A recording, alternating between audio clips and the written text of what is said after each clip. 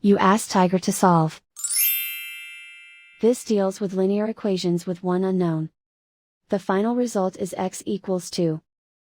Let's solve it step by step. Group all constants on the right side of the equation. Add 5 to both sides. Simplify the arithmetic.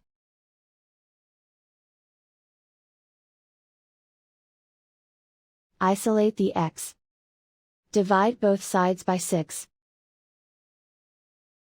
Simplify the fraction. Find the greatest common factor of the numerator and denominator. Factor out and cancel the greatest common factor. And so the final result is x equals 2.